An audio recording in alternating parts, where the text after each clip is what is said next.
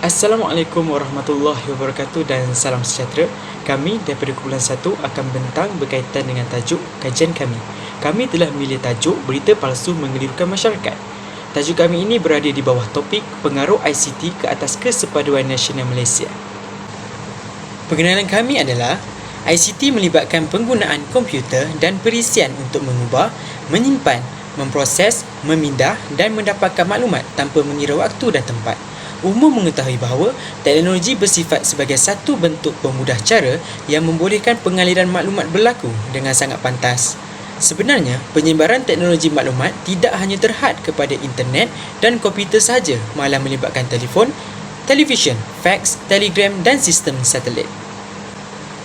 Seperti yang kita ketahui, penggunaan ICT dalam kalangan masyarakat adalah tidak asing buat masa kini. Penggunaan ICT banyak membantu dalam kehidupan seharian seperti komunikasi, pembelajaran dan pekerjaan.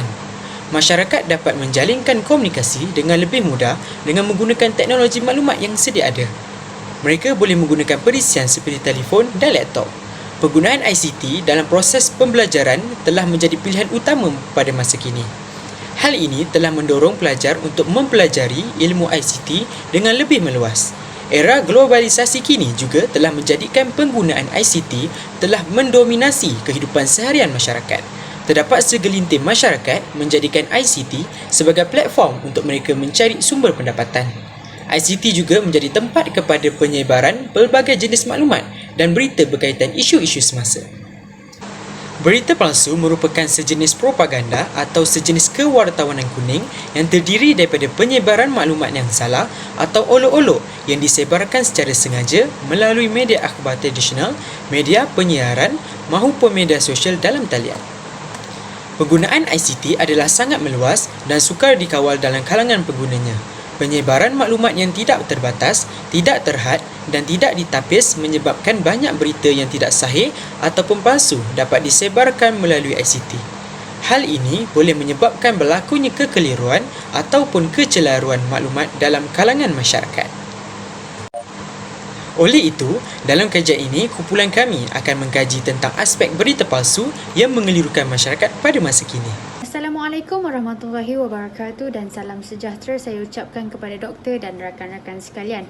Nama saya Siti Zulaika binti Zubir bernombor matrik 159071. Jadi pada hari ini saya akan meneruskan perbentangan dengan menerangkan tentang permasalahan kajian. Pada era globalisasi kini terdapat pelbagai jenis media sosial yang membolehkan kita berinteraksi antara satu sama lain tanpa mengira masa dan tempat. Sebagai contoh, aplikasi yang digunakan oleh manusia pada zaman sekarang ialah Facebook, Twitter, Instagram dan WhatsApp. Oleh yang demikian, melalui aplikasi ini terdapat pelbagai masalah yang timbul sehingga menyebabkan berlakunya penyebaran berita palsu yang telah menjadi kebimbangan masyarakat pada zaman sekarang. Antara masalah yang menyebabkan mudah berlakunya penularan berita palsu ialah pengguna media sosial dapat mengakses maklumat yang palsu lebih mudah berbanding mendapatkan maklumat yang sahih. Selain itu, mengikut kajian yang dilaksanakan, pengguna bersetuju bahawa maklumat berita palsu mempunyai jalan cerita yang lebih menarik daripada maklumat berita sahih. Seterusnya, faktor yang menyebabkan berita palsu tersebar adalah disebabkan oleh wujudnya orang yang dibayar untuk menyebarkan berita palsu. Seterusnya, saya juga akan menerangkan tentang objektif kajian. Yang pertama ialah kajian ini dibuat adalah untuk mengenal pasti tahap pengetahuan tentang masalah penyebaran berita palsu. Selain itu, melalui kajian ini kami juga akan membincangkan tentang faktor-faktor penyebaran berita palsu dalam kalangan masyarakat dan seterusnya mengkaji langkah-langkah dan cadangan untuk menyelesaikan isu-isu berita palsu dalam kalangan masyarakat pada zaman sekarang. Jadi, untuk bahagian skop kajian pula, kajian ini tertumpu kepada masalah penyebaran berita palsu, di mana kami mendapatkan maklum balas dan data daripada responden yang tertumpu kepada pelajar Universiti Sains Malaysia dan orang luar berkenaan dengan faktor, kesan dan langkah untuk mengatasi masalah penyebaran berita palsu daripada berleluasa dalam negara kita. Kaedah kajian yang kami gunakan adalah kaedah soal sedik. Kaedah soal CD ini digunakan untuk mendapatkan maklum balas daripada responden bagi memperkukuhkan lagi kesahihan data yang didapatkan. Soal CD ini dibuat dengan menggunakan link Google Form yang telah kami sediakan bagi membolehkan responden menjawab soal CD tersebut secara atas talian. Kaedah ini telah membantu kami untuk mendapatkan data berkenaan ini dengan mudah dan pantas serta sekaligus menjimatkan kos. Kami menggunakan internet bagi membuat rujukan berkenaan soalan-soalan yang hendak ditanya dengan rujukan daripada rujukan 1 dan rujukan 2. Borang soal CD ini terdiri daripada 4 bahagian, iaitu bahagian A, B, C dan D. Bahagian A adalah berkenaan profil responden, iaitu umur, jantina, tahap pendidikan dan pekerjaan. Manakala bahagian B adalah faktor yang mendorong kepada penyebaran berita palsu dalam kalangan masyarakat. Bahagian C ialah kesan penyebaran berita palsu dalam kalangan masyarakat. Manakala bahagian D adalah langkah dan tindakan bagi mengatasi penyebaran berita palsu. Yang kedua adalah kaedah kajian yang kami gunakan adalah responden. Di samping itu, kami juga telah menyebarkan link soal CD ini kepada pelajar-pelajar USM kerana kami tahu ramai pelajar sering menggunakan peranti elektronik dan juga sentiasa kededah kepada maklumat-maklumat palsu. Terdapat juga pihak luar yang turut membantu mengisi borang soal CD kami. Kaedah kajian ketiga adalah secara pengedaran borang. Pengedaran borang soal CD ini secara atas talian, iaitu melalui aplikasi WhatsApp, Instagram dan lain-lain. Daripada aplikasi ini mereka secara tidak langsung dapat melihat dan dapat membantu kami untuk mendapatkan sedikit sebanyak data-data berkenaan berita palsu. Sekian, terima kasih. Baiklah, salam sejahtera dan selamat petang. Saya Steve Lazarus Saini. Jadi saya akan membentangkan bahagian dapatan kajian. Jadi untuk mencari data dan maklum balas dari responden, kami telah menggunakan skala Likert 5 untuk mendapatkan beberapa jenis data, contohnya maklumat responden dan beberapa bahagian untuk soalan. Dan dalam dapatan kajian ini juga, ia terbahagi kepada 4 bahagian. Jadi pada bahagian yang pertama, kita pergi kepada bahagian A, iaitu bahagian maklumat peribadi responden. Jadi di sini kita lihat pada responden yang pertama, untuk maklumat yang pertama ialah maklumat jantina. Jika dilihat di sini, di bahagian cartapai terdapat 54 jawapan. Dari 54 jawapan, responden lelaki adalah seramai 42.6% dan responden perempuan adalah sebanyak 57.4%. Manakala untuk umur pula, terdapat ia di antara 41 tahun ke atas, 31 hingga 40 tahun, 21 hingga 30 tahun, 15 hingga 20 tahun. Jadi pertama kita lihat kepada responden yang berusia 21 hingga 30 tahun yang seramai 44 orang yang diwakili 81.5%. Manakala 15 hingga 20 tahun diwakili 16.7%. Manakala untuk bangsa pula, kita lihat pada bahagian terdapat 4 bangsa, iaitu Melayu, Cina, India dan lain-lain. Kita boleh lihat warna biru memenuhi ataupun majoritinya adalah warna biru, iaitu bangsa Melayu adalah seramai 54 orang daripada 45 orang daripada 54 orang responden yang diwakili sebanyak 83.3%, dan selebihnya ialah bangsa Cina, India dan bangsa lain-lain. Untuk soalan yang keempat ialah pekerjaan.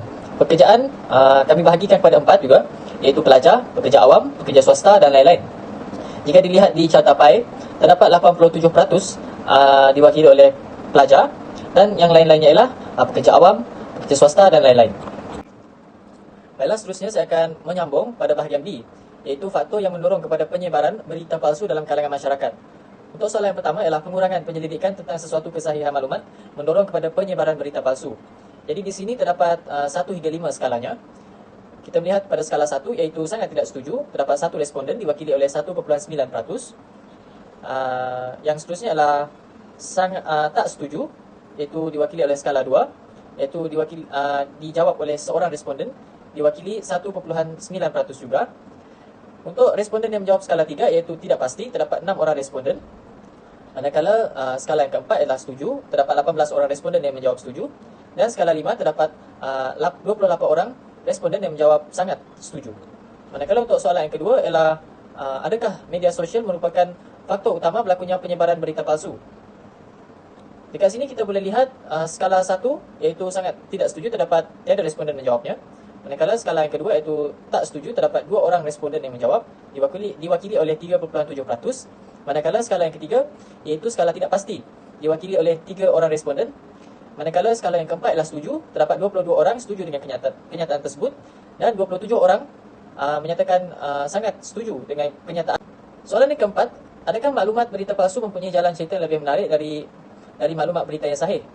Terdapat 5 orang responden yang menjawab skala sangat tidak setuju, manakala 4 orang responden menjawab skala tak setuju, 13 orang responden yang menjawab skala tidak setuju iaitu skala 3, manakala skala yang keempat terdapat 17 orang yang menjawab setuju, dan untuk skala yang kelima iaitu sangat setuju, terdapat 15 orang responden yang menjawabnya. Soalan yang ketiga,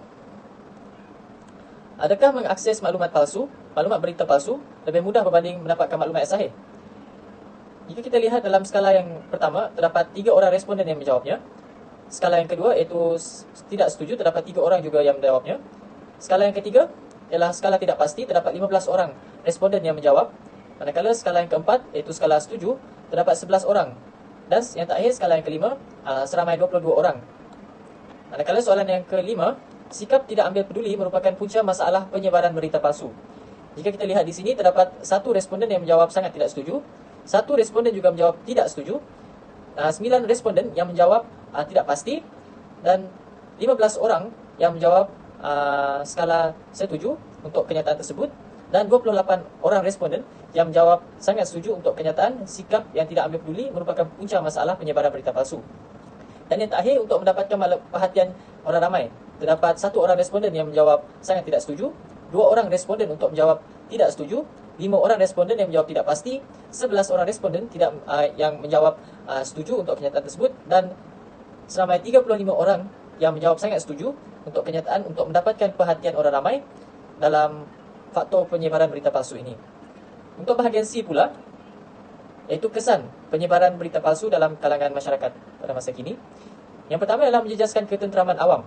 Jika kita lihat dalam skala tersebut, skala 1 tiada responden yang menjawab, skala yang kedua ada 2 orang responden yang menjawab tidak setuju, manakala 7 orang responden yang menjawab tidak pasti, manakala 16 orang responden yang menjawab skala setuju untuk kenyataan tersebut, dan 29 orang responden yang menjawab sangat setuju untuk kenyataan bahawa kesan penyebaran berita palsu ini mampu menjejaskan ketenteraman awam. Yang seterusnya adalah mengaibkan seseorang individu. Untuk kenyataan ini, seramai seorang responden yang menjawab sangat tidak setuju. Begitu juga dengan sangat tidak setuju, seramai seorang. Untuk skala yang ketiga iaitu skala tidak pasti, seramai 7 orang responden yang menjawab tidak pasti. Seterusnya 11 orang responden yang menjawab setuju, dan 34 orang responden yang menjawab sangat setuju dengan kenyataan bahawa kesan penyebaran berita palsu ini mampu mengaibkan seseorang individu. Selain itu, ia dapat mengelirukan masyarakat. Untuk skala 1 hingga 2, tiada responden yang menjawabnya. Tetapi untuk skala yang ketiga iaitu skala tidak pasti, seramai 4 orang responden yang menjawab. 12 orang responden pula menjawab setuju, dan majoritinya adalah menjawab sangat setuju dengan kenyataan ini. Ia dapat mengelirukan masyarakat berkenaan dengan penyebaran berita palsu ini. Dan yang terakhir adalah kesan penyebaran berita palsu ini mampu mempengaruhi cara seseorang individu itu berfikir, bertindak dan menyelesaikan konflik. Skala 1 hingga 2 terdapat tiada responden, manakala skala yang ketiga iaitu skala tidak pasti, terdapat 6 orang responden yang menjawab, yang diwakili 11.1%. Manakala skala yang keempat iaitu skala setuju, seramai 22 orang responden, iaitu sebanyak 40.7%. Manakala skala sangat setuju, terdapat 26 responden yang menjawabnya, yang diwakili seramai 48.1%. Bahagian D yang menerangkan langkah-langkah untuk menangani isu penyebaran berita palsu ini. Jadi untuk yang pertama, langkah yang pertama ialah menyediakan senarai media yang sahih. Jadi di sini kita boleh lihat seramai 1 orang responden, itu hanya 1 orang responden yang menjawab tidak setuju, 5 orang responden menjawab tidak pasti, 15 orang responden yang menjawab setuju, dan majoritinya menjawab 33 orang responden yang menjawab untuk menyediakan senarai media yang sahih. Manakala mewajibkan setiap artikel berita perlu disertakan dengan sumber. Skala 1 hingga 2 tiada responden yang menjawab. Skala 3 seramai 5 orang responden, iaitu skala tidak pasti. Manakala skala yang keempat iaitu skala setuju, seramai 11 orang responden. seramai 38 orang yang dibagi, iaitu 70.4% yang menjawab skala sangat setuju. Di samping itu, mendidik masyarakat literasi media digital untuk mengatasi penyebaran berita palsu merupakan salah satu langkahnya. Jadi untuk langkah ini seramai satu orang responden yang menjawab tidak setuju, 6 orang responden yang menjawab tidak pasti, 16 orang responden yang menjawab sangat setuju, dan 31 orang responden yang menjawab skala sangat setuju untuk kenyataan tersebut. Manakala pihak kerajaan haruslah menjalankan kempen melalui media sosial. Jadi kita dapat lihat di sini skala 1 hingga 2 tiada responden yang menjawab. Seramai 6 orang responden menjawab tidak pasti, 22 orang responden menjawab setuju, dan 26 orang responden, iaitu majoritinya, menjawab sangat setuju. Untuk bahagian yang kedua ialah langkah yang sesuai untuk memupuk kesedaran dalam kalangan masyarakat tentang masalah penyebaran berita palsu di media sosial. Jadi apakah langkah yang sesuai? Iaitu ibu bapa haruslah mendidik anak-anak tentang masalah penyebaran berita palsu. Di skala 1 hingga 2, tiada responden yang menjawab. Manakala skala yang ketiga, iaitu skala tidak pasti, seramai 4 orang responden. Skala 4, 19 orang yang menjawab. Untuk skala yang kelima, iaitu seramai 31 responden yang menjawab sangat setuju. Selain itu, pihak sekolah atau universiti haruslah mendidik murid-murid tentang cara mendapatkan sumber maklumat yang sahih. Jadi di sini kita boleh lihat ada responden yang menjawab sangat tidak setuju, 1 orang responden yang menjawab tidak setuju, 4 orang responden yang menjawab tidak pasti, 18 orang responden yang menjawab setuju, dan 31 orang yang menjawab sangat setuju dengan kenyataan tersebut. Selanjutnya ialah tindakan yang perlu diambil sebelum mempercayai dan menyiar sesuatu berita. Kalau kita lihat pada yang pertama ialah mengenal pasti tujuan berita tersebut disebarkan. Kita lihat skala 1 hingga 2 tiada responden. 4 orang responden yang menjawab tidak pasti, 21 orang yang menjawab setuju, dan 29 orang yang menjawab sangat setuju. Dan itu untuk memeriksa kesahihan sumber berita. Terdapat, kita lihat tiada responden yang menjawab sangat tidak setuju. Untuk skala 2 dan 3 masing-masing dijawab oleh seorang responden. Manakala skala yang keempat adalah skala setuju, seramai 15 orang, dan 37 orang responden yang menjawab sangat setuju dengan kenyataan memeriksa kesahihan sumber berita. Baiklah, itu sahaja daripada saya. Sekian. Kesimpulannya, daripada keseluruhan kajian ini, dapat disimpulkan bahawa kebanyakan responden bersetuju bahawa berita palsu memberi kesan yang negatif kepada pengguna media sosial. Berita palsu ini bukan sahaja memberi kesan negatif kepada individu itu sendiri, malah memberi kesan kepada masyarakat dan negara. Oleh itu, setiap individu perlulah bersikap bertanggungjawab terhadap segala maklumat yang diberikan di media sosial.